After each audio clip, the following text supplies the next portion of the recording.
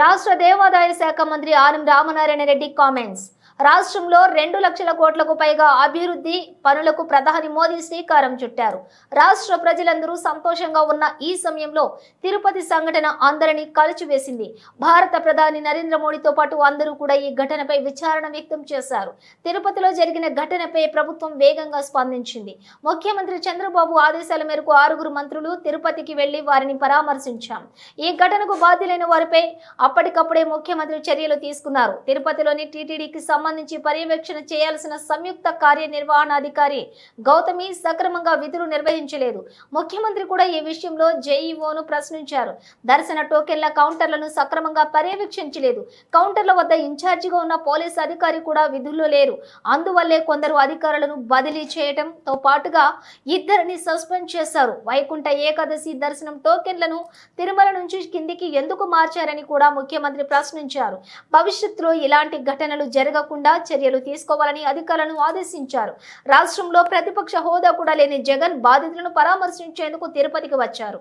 ఆసుపత్రిలో ఉన్న ముఖ్యమంత్రి పవన్ కళ్యాణ్ ఉన్నారని, ఆయన వెళ్లిన తర్వాత రమ్మని జగన్ కు అధికారులు సూచించారు. కానీ జగన్ అహంకార దర్పాన్ని ప్రదర్శిస్తూ పార్టీ కార్యకర్తలు నాయకులతో కలిసి వందలాది మంది ఆసుపత్రిలోకి వచ్చారు.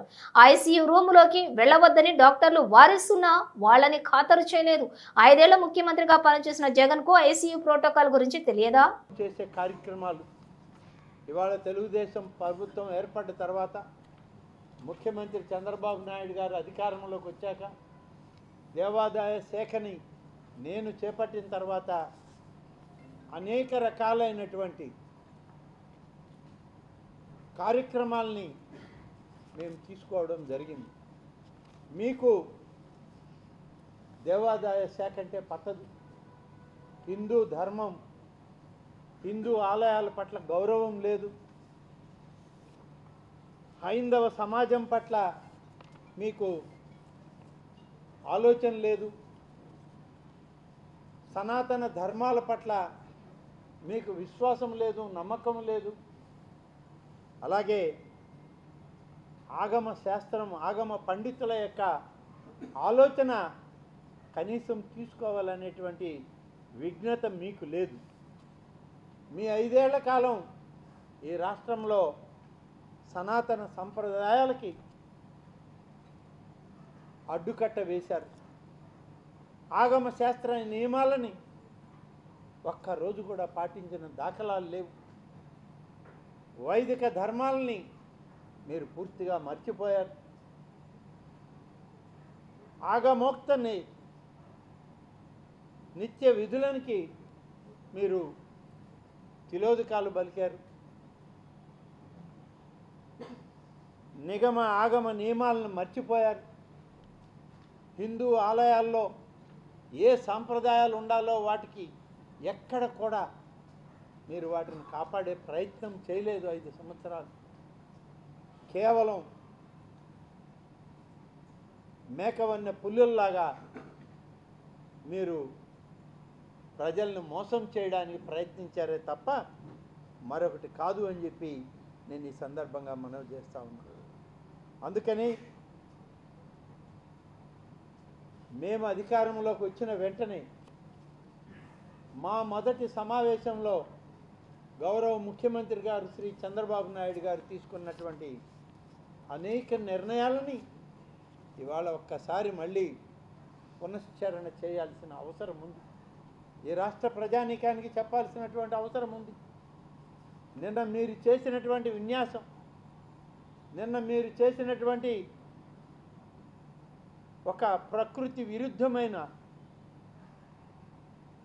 సనాతన ధర్మాలకు విరుద్ధమైనటువంటి మీ యొక్క ప్రకటనలు చూశాక మళ్ళీ ఈ ప్రభుత్వం మేమేం చేస్తున్నామో చెప్పాల్సినటువంటి బాధ్యత మాకుంది.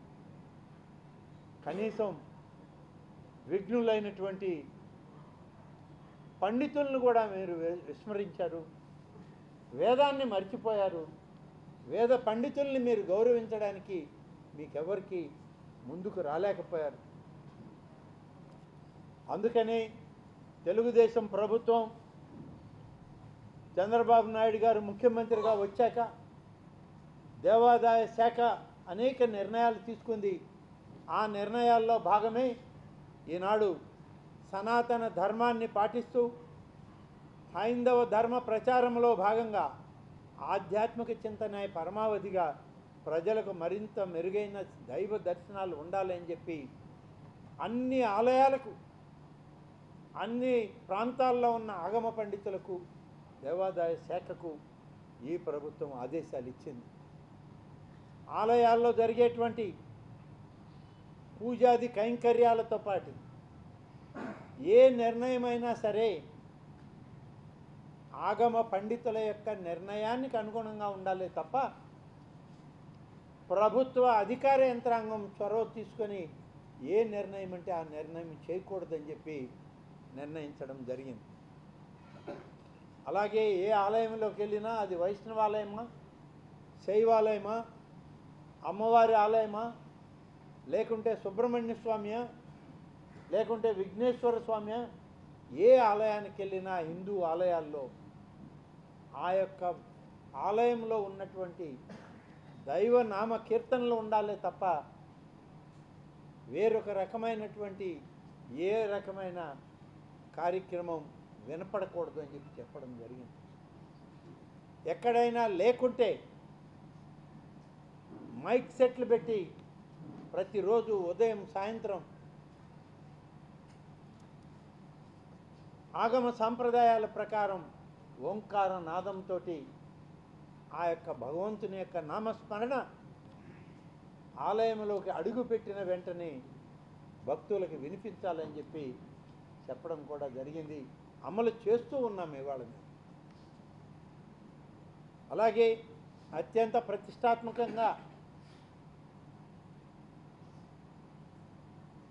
దసరా ఉత్సవాలను జరపాలని ముఖ్యమంత్రి గారు ఆదేశాలు ఇచ్చారు. ఆ ఆదేశాలను పాటించాం. నవరాత్రి ఉత్సవాలను కనకదుర్గమ్మ అమ్మవారి దగ్గర కానీ, శ్రీశైల క్షేత్రంలో కానీ, శ్రీకాళహస్తి క్షేత్రంలో కానీ, అలాగే అన్ని అష్టాదశ పీఠాలలో మన రాష్ట్రంలో ఉన్నటువంటి 5 అమ్మవారి పీఠాల దగ్గర కానీ పూర్తి స్థాయిలో ఈ యొక్క నవరాత్రి ఉత్సవాలని అత్యంత వైభవోపేతంగా జరిపిన కార్యక్రమం మీ అందరికి కూడా